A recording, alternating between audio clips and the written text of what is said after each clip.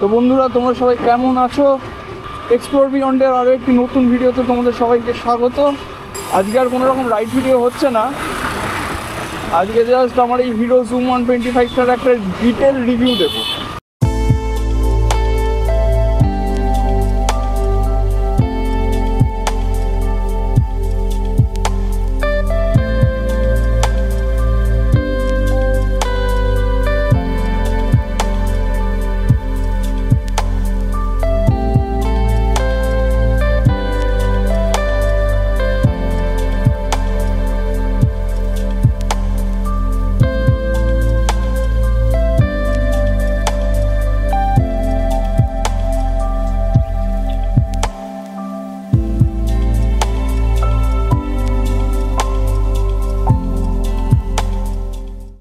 তো এই হচ্ছে বন্ধুরা হিরো জুম 125।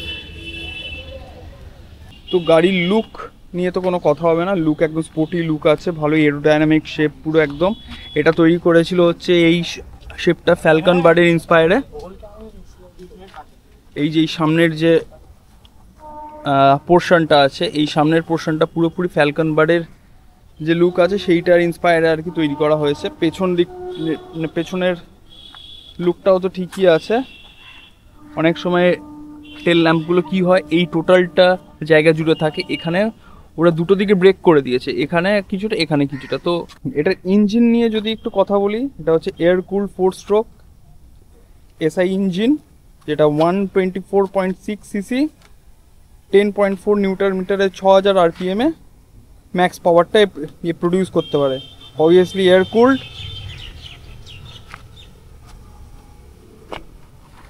এবং এতে কিক এবং সেলফ স্টার্ট আর কি দুটোই আছে। অবভিয়াসলি এখনকার দিনে এফআই ইঞ্জিন দিয়েছে। এবং কিছু সেফটি ফিচার্স যদি আর কি বলা যায়, যেটা হচ্ছে এর সেফটি ফিচার্স একটা হচ্ছে যেগুলো আর কি সব থেকে আমার যেটা আর কি সুবিধা লেগেছে, সেটা হচ্ছে স্ট্যান্ড যদি এর সাইড স্ট্যান্ড যদি নিচে থাকে, এই গাড়ি কখনোই স্টার্ট হবে না। এটা ওইভাবেই সেন্সার আর কি করা আছে। আর সাইড স্ট্যান্ড যতক্ষণ না তুলবে গাড়ি স্টার্ট হবে না। এবং এর যেটা আরেকটা সুবিধা আর কি দিয়েছে, তোমাদেরকে আমি দেখাই।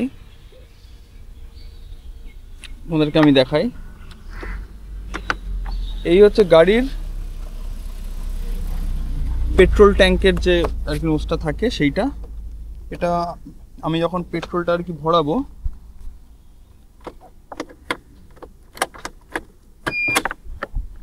এই পেট্রোলটা আর কি খুলে গেল এইটা, হ্যাঁ।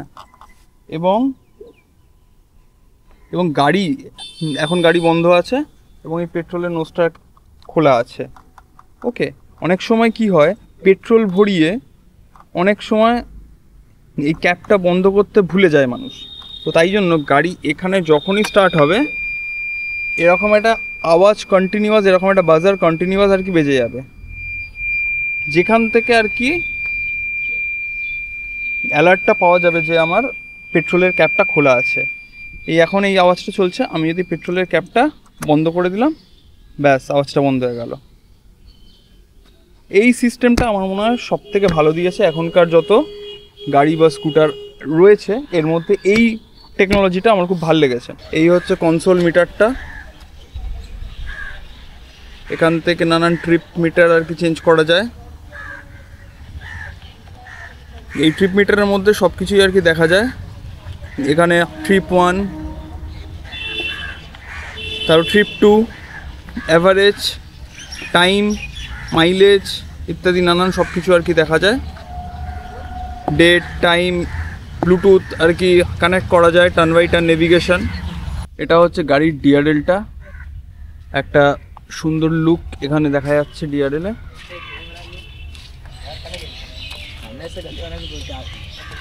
এবং যেটার জন্য লুকটা অনেকটা এনহ্যান্স হয়েছে। আর এর দুটো প্রজেক্টর এলইডি,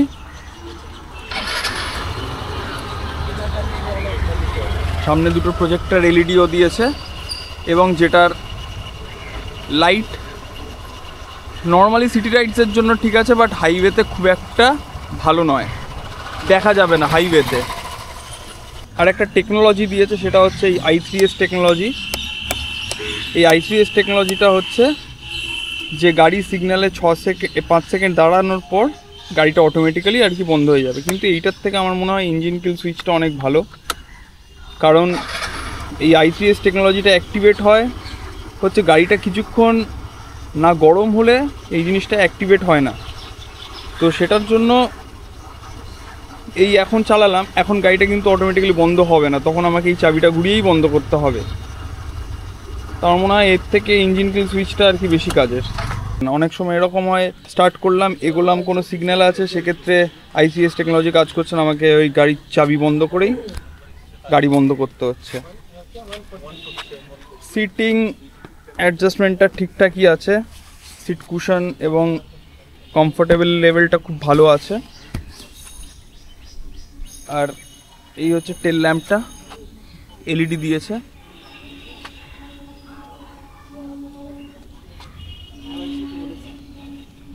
আর এখানে একটা নাম্বার প্লেটের জন্য একটা লাইট, সেটা হচ্ছে হ্যালোজেন। তো আপাতত ইন্ডিকেটার অন করেছি, ইন্ডিকেটারটাও এলইডি দিয়েছে।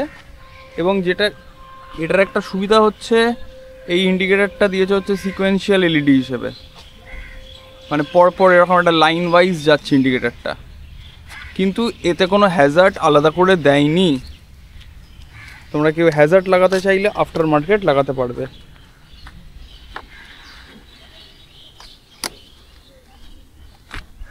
এটা হচ্ছে ডান দিকে।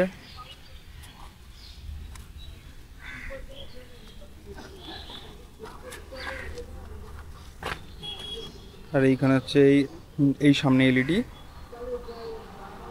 এগুলো সবকটাই দিয়েছে হচ্ছে সিকোয়েন্সিয়াল এলইডি।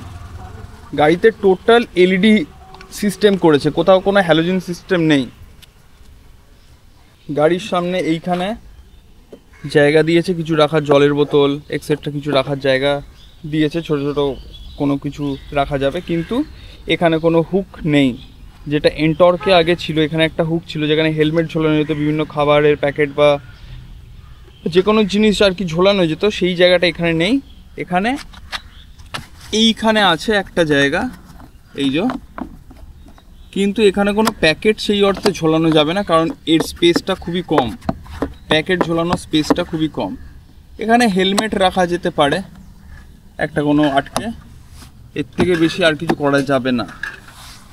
এবার আসি এটার বুট স্পেস। এটার বুট স্পেস একটা হেলমেট আর কি রাখা যাবে। এর বুট স্পেসটা যথেষ্ট কম, এন্টর্কের তুলনায় যথেষ্ট কম, এন্টর্কে একটু বেশি ছিল। একটা ফুল ফেজেড হেলমেট আর কি এন্টর্কে রাখা যেত, কিন্তু এইখানে একটাই হেলমেট রাখা যাবে। হেলমেট যদি আমি তুলি তাহলে এরকম একটা বুট স্পেস আছে ছোট। আর এটার ফুয়েল ক্যাপাসিটি হচ্ছে, সেটাও একটু কম করেছে, সেটা হচ্ছে 5 লিটার, মাত্র 5 লিটারের ফুয়েল ক্যাপাসিটি। আমার মনে হয় এই ফুয়েল ক্যাপাসিটি আরেকটু যদি বাড়াতে পারতো ভালো হতো, 5.5 কি 6 যদি করতে পারতো তাহলে ভালো হতো। এবার গাড়িটা স্টার্ট করলে এর সাউন্ডটা যদি আমি শোনাই, এর সাউন্ড হচ্ছে এই।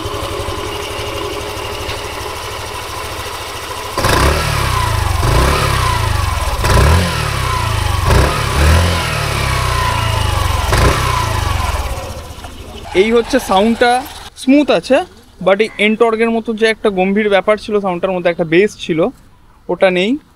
বাট অল ওভার ঠিক আছে। এখানে একটা চার্জিং পোর্ট দিয়েছে, যেরকম চার্জিং পোর্ট আর কি এখনকার ম্যাক্সিমাম গাড়িতেই থাকে। এই যে চার্জিং পোর্ট আছে এখানে একটা, এই যে চার্জিং পোর্ট। তো এই চার্জিং পোর্টটাও আর কি মাঝে মাঝে কাজে আসে। এখান থেকে ফোন চার্জটা আর কি দেওয়া যায়, কিন্তু সেটা খুব স্লো চার্জ হয়, আমি চার্জ দিয়ে দেখেছি, যথেষ্ট আর কি স্লো চার্জ হয়। এবার গাড়িটার যদি সবথেকে প্লাস পয়েন্টের কথা বলি, সেটা হচ্ছে এর হুইল। 14 mm এর হুইল দিয়েছে, সামনে 110/80 14 mm হুইল, যেটা প্রায় অনেকটা ভালো। এখনকার দিনে যত গাড়ি আছে 125 সিসির মধ্যে স্কুটার, সেই স্কুটার সেগমেন্টে সবথেকে মোটা একটা টায়ার দিয়েছে এটা। এবং সামনে যেটা বললাম 110/80 14mm, এবং পেছনেও এর টায়ারটা যথেষ্ট মোটা, বুঝতে পারছো তোমরা। সেম পেছনে হচ্ছে 14mm, একদম লেখাই আছে 14mm, 120/70 পেছনে 120/70 14mm এর একটা মোটা থিক টায়ার। যখন আর কি হাইওয়ে বা হাই স্পিডে যখন গাড়িটা চলে, রোডকে একদম গ্র্যাব করে গাড়িটা চলে, কোনো রকম সমস্যা হয় না। তো এইটা একটা হিউজ প্লাস পয়েন্ট এই মোটা টায়ারের জন্য। কর্নারিংটা অনেক ভালো হয় এই মোটা একটু টায়ার থাকলে। তো এই টায়ারটা হচ্ছে সত্যি প্লাস পয়েন্ট একটা এই গাড়ির ক্ষেত্রে। এর বাকি এর যদি বলি, এর এখানে ফুট স্পেসটা একদম প্রিমিয়াম কোয়ালিটি লাগবে, মেটাল একদম প্রিমিয়াম কোয়ালিটি। জাস্ট এরকম আটকে দিলে জিনিসটা আটকে যায়, এবং এরকম করলে জিনিসটা একদম খুলে যায়। ডায়মন্ড শেপের দিয়েছে হচ্ছে অ্যালয় হুইলটা। এবং এর ব্রেকিং সিস্টেমটা বলি, সামনে যেরকম আর কি ডিস্ক দেয়, সামনে ডিস্ক দিয়েছে। তবে আমার মনে হয় এটা একটু ভালো হতো যদি সামনে এবিএস একটা অন্তত সিঙ্গেল চ্যানেল এবিএস যদি আর কি দিতে পারতো। সামনে ডিস্ক আছে, পেছনে ড্রাম আছে। এর ব্রেকিং সিস্টেমটা দিয়েছে সিবিএস ব্রেকিং সিস্টেম, যেটা হচ্ছে কম্বাইন্ড ব্রেকিং সিস্টেম। তোমরা যদি পেছনের ব্রেক মারো, 60% ব্রেক লাগবে পেছনের চাকায়, আর 40% ব্রেক লাগবে হচ্ছে সামনের চাকায়। কিছুটা ব্রেক ফোর্স ও সামনের চাকাতেও পাঠায়, এটাকে বলা হচ্ছে সিবিএস ব্রেকিং পদ্ধতি। বাকি এর হর্ন, যদি হর্নের সাউন্ডটা, এটা হচ্ছে হর্নের একটা সাউন্ড, নর্মাল যেরকম হর্ন হয়, তো সেই অর্থে ঠিকই আছে। সামনের সাসপেনশন যদি কথা বলি, টেলিস্কোপিক হাইড্রোলিক শক অ্যাবজর্ভার, আর পেছনে হচ্ছে সিঙ্গেল সাসপেনশন। পেছনে এই তোমরা দেখতেই পাচ্ছ, পেছনে সিঙ্গেল সাইড হচ্ছে শক অ্যাবজর্ভার। এবং এইটার যেটা সুবিধা দিয়েছে, এইটা অ্যাডজাস্ট করা যায়। পেছনে সিঙ্গেল সাসপেনশন দিয়েছে, কিন্তু এইটা অ্যাডজাস্ট করা যায়। তবে আমার মনে হয় এর যদি ডাবল দিত তাহলে ভালো হতো। এবার যদি একটু বিল্ড কোয়ালিটি নিয়ে যদি বলি, এর বিল্ড কোয়ালিটি কিন্তু টোটালটাই একদম ফাইবার প্লাস্টিক, একদম টোটালটাই প্লাস্টিক। কিন্তু প্লাস্টিকের কোয়ালিটি আমরা দেখেছি অনেক জায়গায় একটু ভালো কোয়ালিটির প্লাস্টিকও আর কি দেওয়া হয়, কিন্তু এর বিল্ড কোয়ালিটি কিন্তু একদমই আরেকটু কাজ করতে পারত। তোমরা দেখতে পাচ্ছ,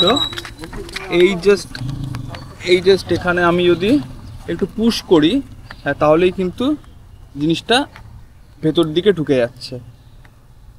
এর বিল্ড কোয়ালিটি নিয়ে কিন্তু আরেকটু যদি হিরো কাজ করতো, আমার মনে হয় আরও বেটার হতো। একদম পিওর বিল্ড কোয়ালিটি, মানে দেখতে পাচ্ছ আমি আঙুল দিয়ে জাস্ট একটু টাচ করছি, জিনিসটা ভেতর দিকে ঢুকে যাচ্ছে। এবং এটাই সেম, এই দিকেও সেম,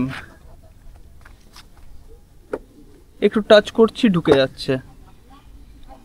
বিল্ড কোয়ালিটির দিক থেকে এটা একদম ভালো না, খুব একটা ভালো না। তোমরা দেখতে পাচ্ছ এখন আছে হচ্ছে নর্মাল যে হেডলাইট আছে সেই হেডলাইটটা। এবারের পাস সুইচটা যদি আমি অন করি, তো এইটা হচ্ছে টোটাল পাস।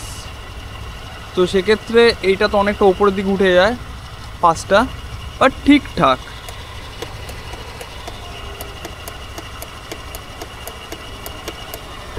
এবারে আমি যদি কিছু প্র্যাকটিক্যালিটি নিয়ে আমি যদি কথা বলি, মানে আমার চালিয়ে এক্সপিরিয়েন্স কীরকম, আমি টোটাল 3500 কিলোমিটার আমি চালিয়ে নিয়েছি প্রায়।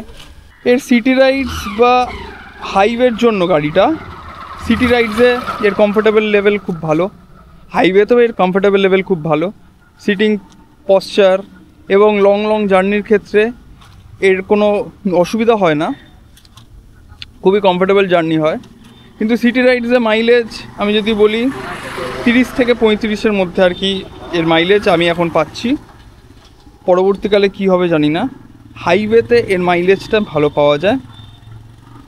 এবং এর যেটা সুবিধা হচ্ছে হাইওয়েতে লং জার্নির ক্ষেত্রে ইঞ্জিন কুলটা খুব ভালো সিস্টেম আছে, গাড়ি অত তাড়াতাড়ি হিট হয় না। আমরা যখন দেখেছি এনটর্কে একটু হাই স্পিডে গাড়ি চালালেই এনটর্কটা তাড়াতাড়ি হিট হয়ে যায়, কিন্তু সেইটা এই গাড়িতে হয় না।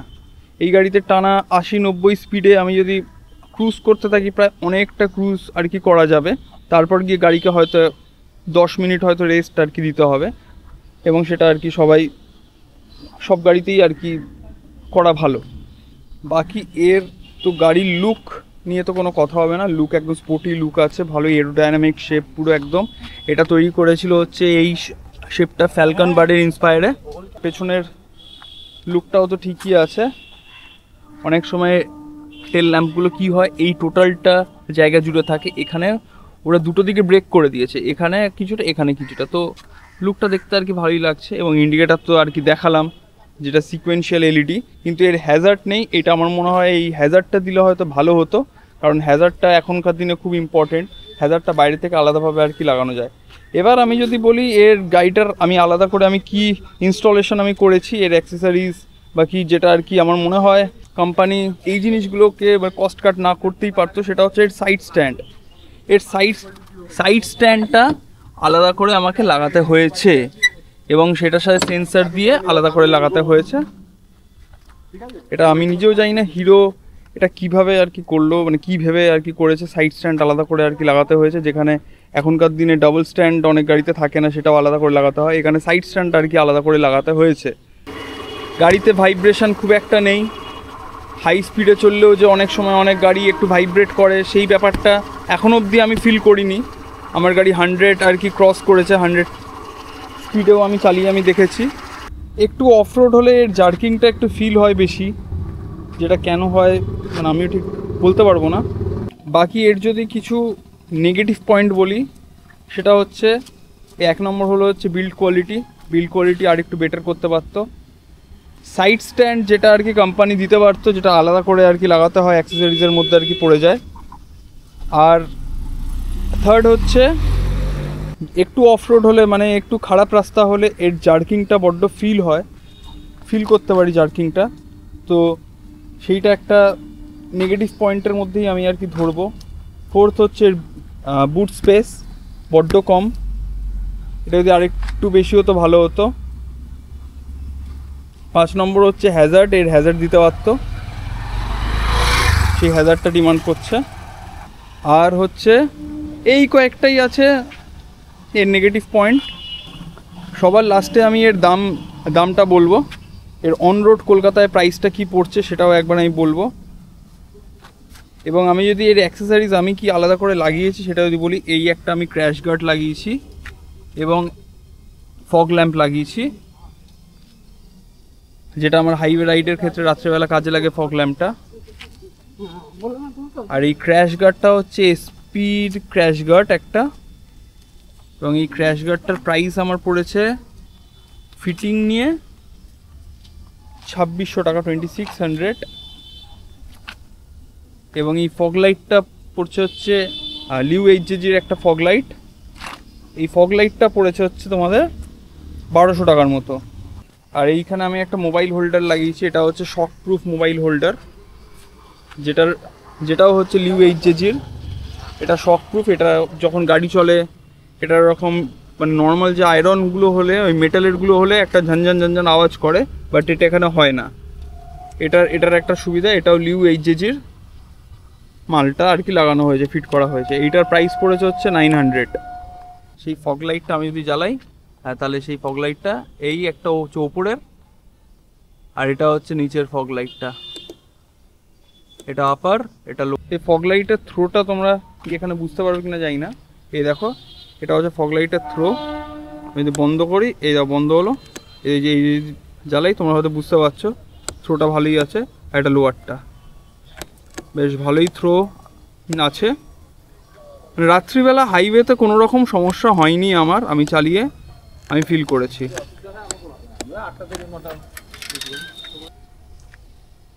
তো অল ওভার এই হলো হচ্ছে স্কুটিটা, একটু বাল্কি আছে। আর এর যদি আমি প্রাইসটা বলি, কলকাতায় অন রোড একটু শোরুম টু শোরুম 500-1000 টাকা এদিক ওদিক হতে পারে। বাকি এর যদি আমি প্রাইস বলি, কলকাতায় এর প্রাইস হচ্ছে, আমি যেটা আর কি কিনেছি 1,18,000 টাকা আমার পড়েছে অন রোড। বাকি প্রাইস একটু এদিক ওদিক শোরুম অনুযায়ী ভ্যারি করে। স্ট্যান্ডটা নিয়েই আমার যেটা পড়েছে সেটা হচ্ছে 1,18,000। মাইলেজ তো আমি বলেই দিয়েছি, সিটিতে 35 মতো, হাইওয়েতে 40-45, যেমন রাস্তা যদি খুব স্মুথ হয় তাহলে সেক্ষেত্রে 50 অবধি আমি পেয়েছি। আর এর বিল্ড কোয়ালিটি বাকি সব তো বলেই দিলাম। এবার এই প্রাইস রেঞ্জের মধ্যে এই স্কুটিটা আমার মনে হয়েছে ওর্থ ইট, কারণ এর হুইলটার জন্য, যেটা সবথেকে প্লাস পয়েন্ট। বাকি যদি আরেকটু কাজ করতো, যদি এটার ওপর বিল্ড কোয়ালিটি এবং অন্যান্য বাকি জিনিসগুলোর উপর যদি একটু কাজ করতো, তাহলে আমার মনে হয় আরও আর কি বেটার হয়ে যেত। একটা যদি ABS দিতে পারতো সিঙ্গেল চ্যানেল, সেটা আরও ভালো হতো। বাকি আদারওয়াইজ ঠিকই আছে এটা এই প্রাইস রেঞ্জের মধ্যে। তো এই হচ্ছে অল ওভার আজকের টোটাল একটা ভিডিওটা। তোমাদের কেমন লাগলো ভিডিওটা অবশ্যই কমেন্টে জানিও।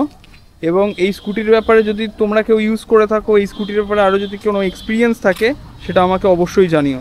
আমি আমার অভিজ্ঞতা আর কি শেয়ার করলাম, বাকি তোমরা জানিও। আজকের ভিডিওটা এই অবধি, দেখা হচ্ছে পরের ভিডিওতে।